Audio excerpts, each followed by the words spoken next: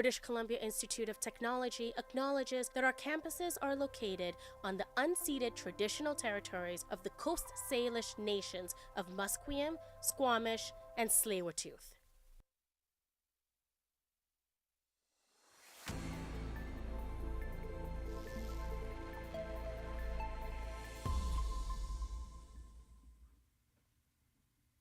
Good morning and welcome to BCIT's The Crow. I'm your host, Alessio Cusano, and here are your news headlines to 11:30. MPs will vote this afternoon on a motion that could bring down the minority Liberal government. That's not likely to happen, as since the NDP and Bloc Québécois said they will oppose the non-confidence motion. But the Conservatives have already put the House of Commons on notice that more of these votes are coming. If any non-confidence vote was to pass, the government would be defeated and Canadians would very likely see an immediate election. Canada's wildfire season is on track to be the second largest of the century as a measure of area burned, trailing last year's record-breaking season. Federal officials say above normal temperatures and drought conditions across parts of Canada have continued to drive fire activity, with about 5.3 million hectares burned so far. They say Western Canada has been hit hardest, with about 70% of the total area burned in British Columbia, Alberta, the Northwest Territories, and Saskatchewan. Staying on the topic of the Canadian Parliament recently, the Bloc Québécois has given the Liberal government a deadline October 29th to pass two pieces of legislation related to old age security and supply management. If the Liberals do not comply, Bloc leader Yves-François Blanchet says his party will begin discussions with other opposition parties about toppling the government. Blanchet said, quote, "We are proposing is good for retired persons in Quebec, but also in Canada. It's good for milk and eggs and poultry producers in Quebec, but also in Canada, so that's good for everybody," end quote. In a news conference Wednesday.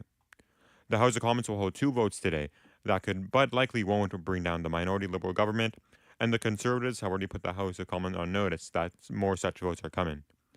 The Bloc is looking to capitalize on its newfound power in minority parliament to make gains for its voters in Quebec, who tend to be older. Protecting supply management is also a major priority for dairy farmers in Quebec. TransLink held an open board meeting this morning regarding funding, and our reporter Ryan Sheridan has more on the content discussed. At the TransLink quarterly meeting this morning, the CEO, Kevin Quinn, highlighted the lack of funding. He explains how with a growing population, the demand for transit continues to grow. Quinn says there's not enough funding to expand transit services, but they're working on a new sustainable funding plan. TransLink also announced an increase of fare invasion education and enforcement. This plan will mandate riders to pay the correct fare prices, as there will be more patrol officers. The officers can ask or scan proof of payment. This initiative aims to minimize fare evasion by $5 million per year. Ryan Sheridan, BCIT's The Crow. The Israeli army chief says the minority is preparing for a possible ground operation in Lebanon. He made the statement Wednesday as Hezbollah hurled dozens of projectiles into Israel, including a missile aimed at Tel Aviv that was the militant group's deepest strike yet. Addressing troops on the northern border, Chief of Staff Lieutenant Glenn Halevi said the latest Israeli airstrikes were designed to prepare the ground for your possible entry. The Lebanese health minister said Israeli strikes on Wednesday killed more than 50 people, raising the death toll from the past 3 days to 615, with more than 2,000 people wounded. This has led thousands to flee to Syria, waiting hours in the heavy traffic and at the Syrian border, with some families even making the journey on foot. A Liberal MP who was born in Lebanon says Canada needs to push its peer countries more to stop a cycle in violence in the Middle East, or it could lead to a world war. Faisal El-Khoury says his cousin is a doctor in Beirut and has reported seeing shocking amounts of bodily trauma in a recent explosion. His remarks come as Global Affairs Canada confirms at least 2 Canadians have died in the escalating violence between Israel's military and the Hezbollah militant group. Ottawa says another Canadian citizen has reached out for help with unspecified injuries. Now on to the weather. In Burnaby, it has become cloudy with a temperature of 14 degrees, with rain scheduled to return later on. Those are your 11:30 news headlines. I'm Alessio Cusano, and you're listening to BCIT's The Crow.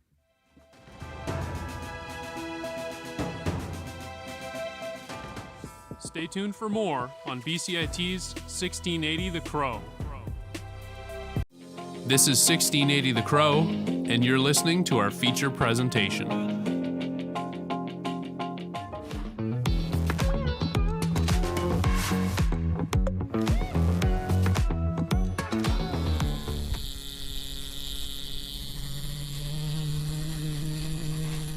Yeah, hey Hivers. Welcome back to another Buds-In episode. My name is Lester Casiano. And I'm Isabella Calisi, and we're your hosts for today. We're talking about bees. Love bees. Buzz. So today the episode is What's the Buzz with Backyard Beekeeping? And the thing that we're kind of discussing today is how urban beekeeping can possibly have an impact on local pollinators. To discuss this question of if urban beekeeping does have an effect on local populations and local pollinators, which don't always include bees, like, there's butterflies, the wind, there's lots of different pollinators around. But like urban beekeeping kind of usually has to do with honeybees and like sometimes mason bees, all that kind of capacity. And you have lots of supplies and you have to like get this all from somewhere. So I went to BC Bee Supplies up on Hastings Street, North Burnaby here, and talked to one of the owners, Winston Wong, on kind of his opinions on the subject. So I guess we'll kind of like take you there now. These are smokers. So did Winston tell you anything about smokers or like any of the equipment? No. No. Okay. So when we go into the hive, we're disturbing the bees, obviously, and they think we're a predator, kind of like a bear trying to steal the honey. So we use smoke with a smoker to try to mask our scent, and it also makes the bees believe that the hive is on fire. So they'll go into the hive, and they'll start collecting honey to leave the hive with to create a new hive that's not on fire. So we put burlap into the smoker, and then we smoke the hive.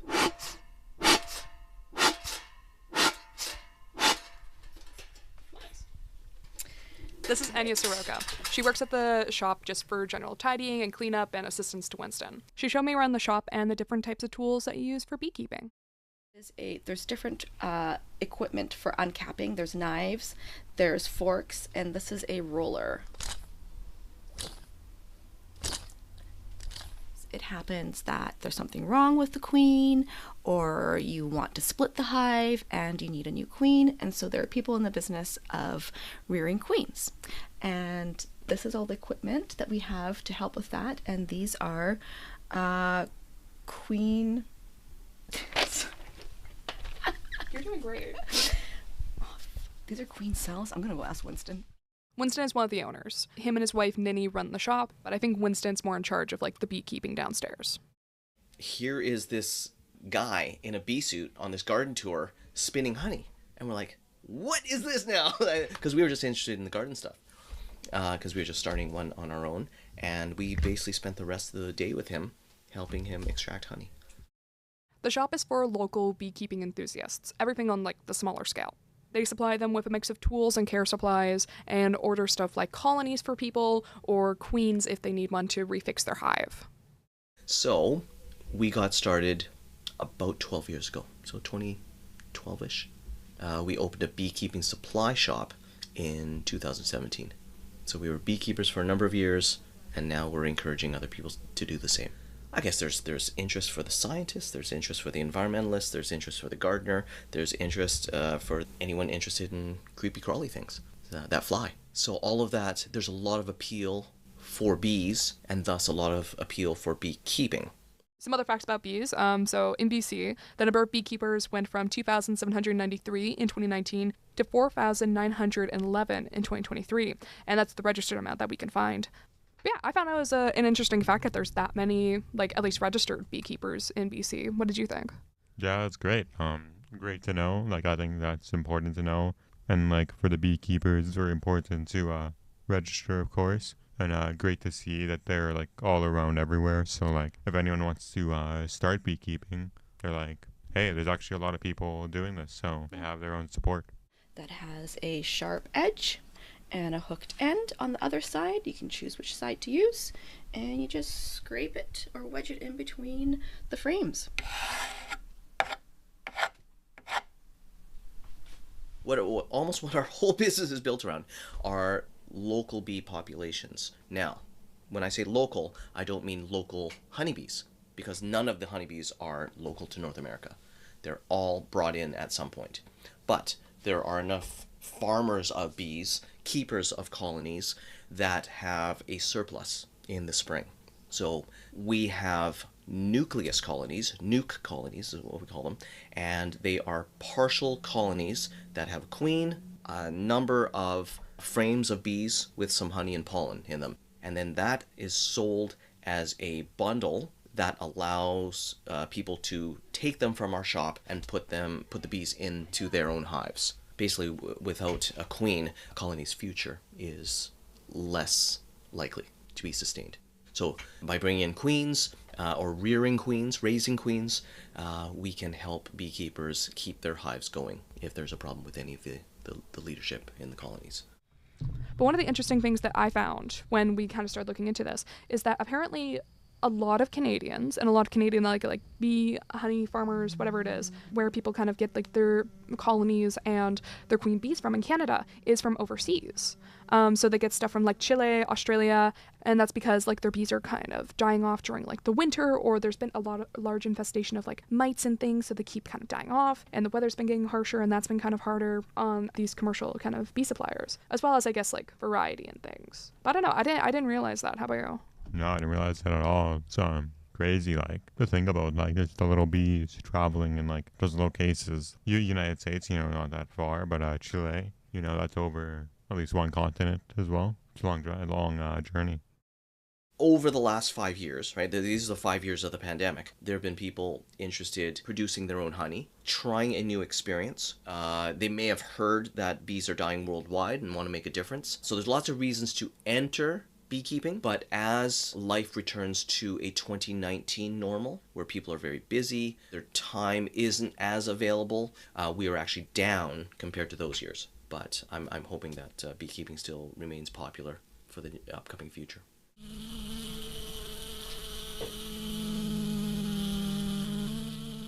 So that's Winston. That's BC Bee Suppliers. I don't know. I think it's fun. I think that's cool. I'm glad people have a fun little hobby that they're able to go to. So who did you get into? Who did you talk to? So I was able to reach out with Melissa Platsko, who actually studies pollinator science at the University of British Columbia. Talk about bees. It's a nice conversation, like we mentioned earlier, just people who like bees are just very interesting to talk to. Yeah, and she was amongst the group. Well, I'm curious to hear what she has to say, especially because she has a master's in it. So I didn't realize people could like master in essentially bee studies, and I think that must be like really fun to kind of go and dig into. Oh yeah, a lot of things out there. So here in BC, we have a lot of different bee species. BC itself has about 600 different bee species. In Vancouver, you will commonly see bumblebees. We have quite a few species we see here commonly, such as Bombus mixtus, which is the mixed bumblebee. It's a bumblebee with an orange bum. You will also commonly see small bees here. See a lot of our mining bees. So these are bees that kind of nest in the ground. Because they're smaller, they typically forage in and around that area that they nest. We also see cavity nesters. So things like leafcutter bees will nest in cavities of wood or even in underground cavities.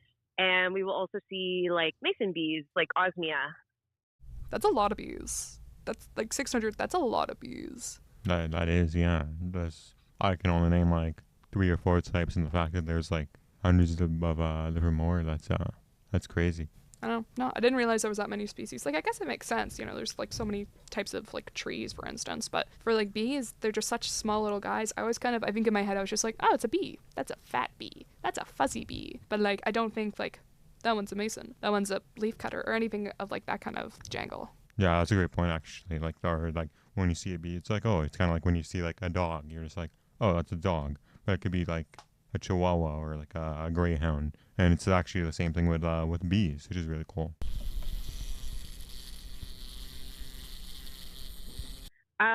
So there's a couple different ways that backyard bees, more so honeybees, can impact native bees.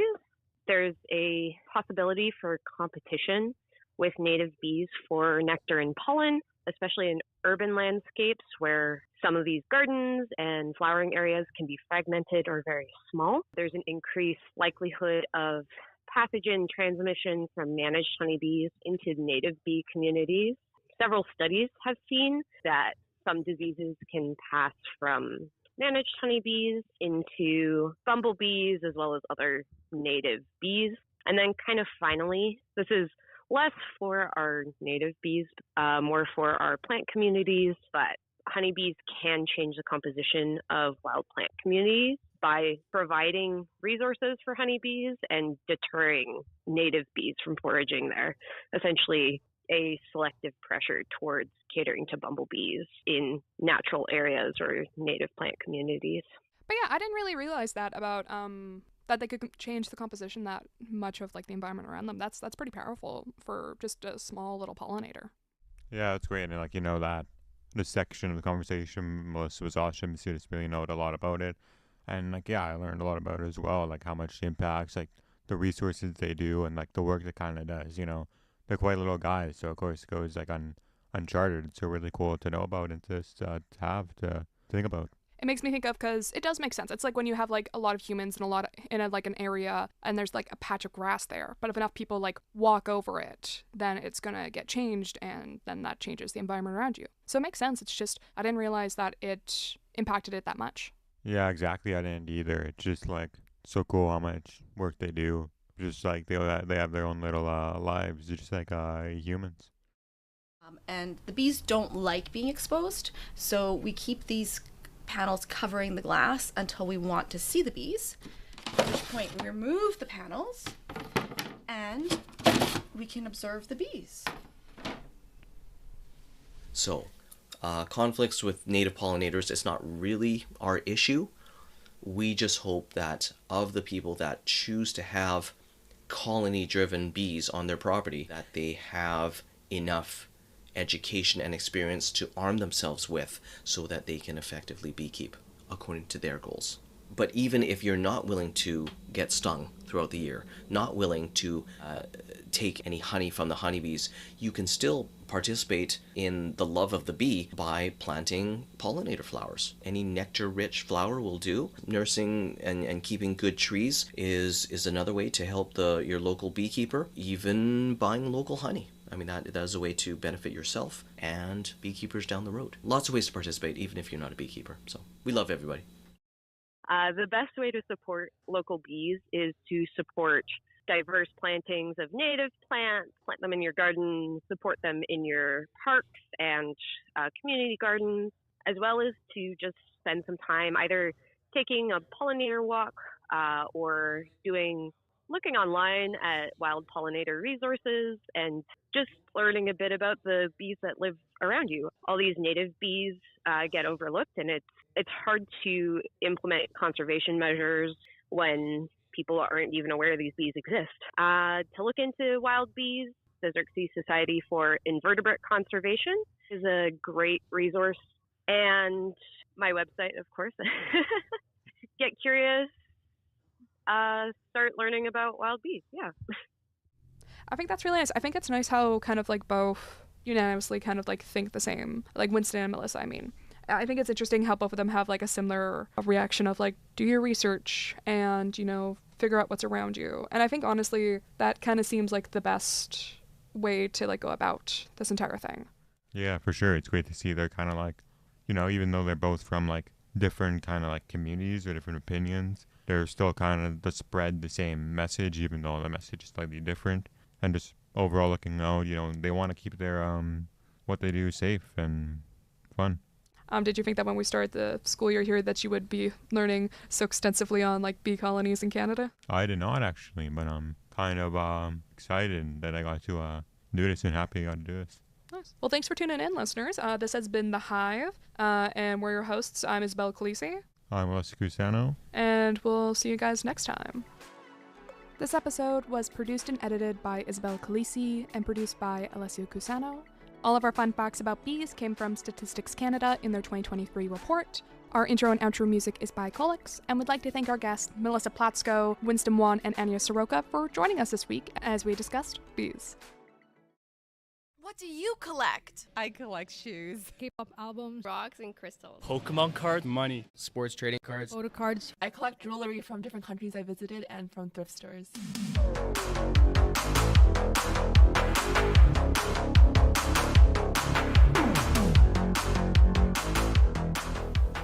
Welcome back to Agree to Disagree. This is the Cheeky Collector's Guide. So, Lauren, do you collect anything? I don't collect anything at the moment, but I used to collect those little Disney plushies. I think they were called Tsum Tsums. I used to have so many of them. Unfortunately, my parents gave them away. I think I grew out of them, according to them. But how about you, Tammy? Well, I have always been a Sanrio girly. I had a very modest collection of mostly Hello Kitty items when I was a kid. Obviously your parents aren't buying you toys every day. Yeah. But now that I'm older, I have access to adult money, I've added a couple things to that collection. Yeah, absolutely. And collecting is such a big thing right now, and it has been for quite some time. You can collect Funko Pops, vintage art, vinyls, there's a whole range of things to collect. It's an endless world of collecting.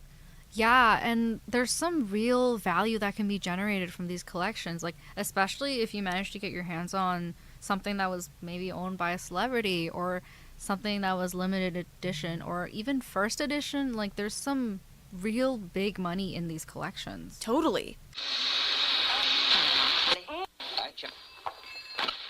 Aw, new Charizard card. Cool. New Gym Challenge game cards. Can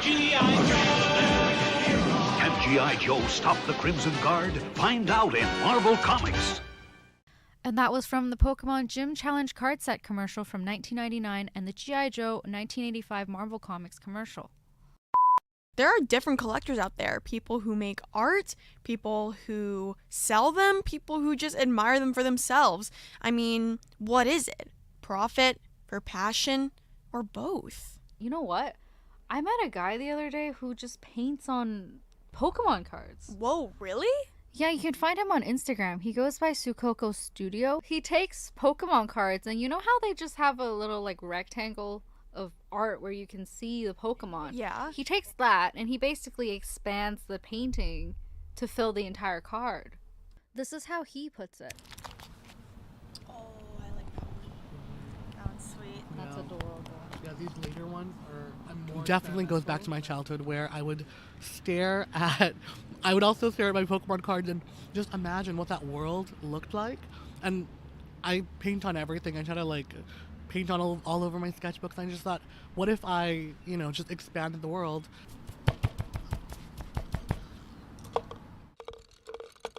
Well, I'm sure that there are many out there that would probably not even think to paint over a Pokemon card. Yeah, Sue's not painting on a first edition Charizard or anything. Most of the cards he paints on are not worth more than a couple of dimes probably. But it doesn't even matter to him anyway because the value of Pokemon cards to him isn't the monetary value but the Pokemon card itself. In fact, to him, a roughed up Pokemon card is more valuable than a mint condition one because a roughed up one has all the stories and the memories attached to it. Those ones tell more of a story, especially even if they are a little bit damaged, because for me, I want to be able to feel how do I transform it? Do I make it seem as if, the card itself was attacked by a Pokemon? How do I, incorporate that? I want to do more of that. He also told me about the role of Pokemon in his childhood and why it means so much to him even today. We were immigrants, so we didn't have a lot of money, so my parents got me 2 packs of Pokemon cards for my birthday. And I remember being a little kid and being they're my pets, so I'd lay them all out and then feed them goldfish crackers. And it's when I talk to people about the Pokemon cards, everybody has stories like that. They all have little things they would, especially because in your childhood, people, they would take their cards with them wherever in the rain and in puddles, and now they're able to kind of relive that. And I'm sure that there are many people like Sue out there, but maybe not with Pokemon cards. Well, what about comic books? I met this artist a little while back who creates collages out of vintage comic books. He's a collector and an artist. Oh, really? Just like Sue. One thing I'm also sure of, though, is that there are a handful of people who would never even consider making art out of their collections. It's a completely different mindset. Yeah, definitely. Just like Paul. I met a guy named Paul who works at a collector store and is an avid comic book collector. he told me that he would never even consider touching his comic books other than admiring them and reading them. To make art, well, he said that's a completely different ballpark.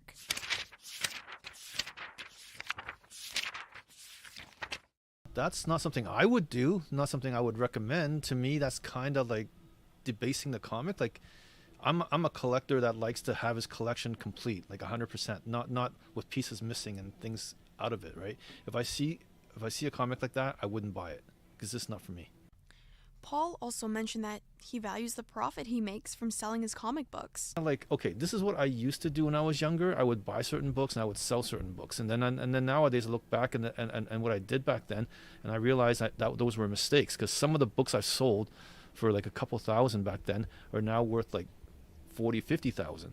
So I'm sitting there going, wow, I sold a book for 2,000 that now is worth over 50,000. I go, and I had a bunch of them. I could retire off of that stuff. I had like 20 copies like that I did, thinking, wow, I made a couple $100 here, a couple $100 there. This is fantastic. Not real. Paul and Sue are two very different collectors. I mean, one likes to make art and the other one likes to collect and make profit off of his comic books. For me personally, I wouldn't know what I want to do. I mean, I'm not an artist and I'm not a salesman either, so I'm not too sure how I would go about it. For me, when I was younger, whenever I had a collection of something, I wouldn't want anyone to touch it. I would present it really neatly in my room and just kind of admire it from a distance and then tell people to admire it from even a further distance. For me personally, I can't justify spending money on something unless I can use it. So if I collect something, like I collect Sanrio things, if I get like a Hello Kitty keychain, I'll put it on my backpack because then I'll actively be using it and I'm actively enjoying it rather than just having it on a shelf somewhere. And with the collection, at least for me, I wanted to complete it. And so that's what I asked Paul. I asked him what would he do if he collected all the comic books. I don't think that's ever going to happen because, like you said, not just with the sheer amount of books out there, but just the sheer dollar volume. There's so much stuff out there I want that I can never afford, right? Because there's books out there that's worth millions of dollars, worth more than a house. I'm never going to be able to afford that, right? So Sue and Paul are different types of collectors, and it's because they have different values. I think Sue as a person values the artistry and the nostalgia, whereas what do you think Paul values more? I think he values having the pristine collection but also making money off of it. Like he said, he would choose to sell certain comic books and keep others. So I think definitely a part of it is making a profit off of them. I mean, he is a manager at a collection store. I guess they just represent the different types of collectors there are out there, huh? Because for me, myself, I think I relate to Sue more. I'm definitely not planning to sell my collection, but it's more of a nostalgia and having this that means a lot to me rather than oh, I'm probably going to sell this and make more money later. Yeah, I mean, I'm definitely not an artistic person when it comes to painting or drawing, but if it's a collection that I'm really, really passionate about, I would never consider selling kind of those collectibles. If I came across something that was worth a lot and it didn't mean too much to me, I definitely consider seeing how much money it's worth and maybe giving it to somebody who actually wants it and values it for their own collection. Yeah, I mean, I think that would be a bonus. If I were to pass away, I mean, I will eventually, but when I do, it'd be a nice bonus if the stuff that I own actually has some value, and then that would benefit your loved ones, right? Yeah, absolutely. I do think they share one commonality though. Yeah, what is that? They both regret getting rid of the stuff they had as a kid. Right. But maybe for different reasons. Sue wants to be able to paint on his old cards, and Paul, he's thinking about how much his old stuff would be worth today. Yeah. But I think we all relate to that. you know, you have that story about your parents giving away your collection. Well, yeah. I mean, it wasn't just those Tsum Tsums I mentioned. There were so many other retro toys and cards that I had that I really wish I still had today, even if it was like in a box somewhere. Like, it's the nostalgia, it's the meaning behind it, it's a memory to my childhood and probably a lot of people's childhood. So I totally have that regret of my parents giving it away. Yeah, and I think a lot of kids feel that way, like kids our age, and this is my theory. I think that's why Pokemon is coming back. I think that's why Hello Kitty is coming back, because we had these collections when we were kids and then we don't have them anymore. But now that we've come into, you know, we have access to money and our own free will and whatnot, we can get those things again. Totally. This was Tammy Mack and Lauren Achille. So whatever you decide to do, you can collect them all, you can paint them all, you can sell them all. The choice is yours.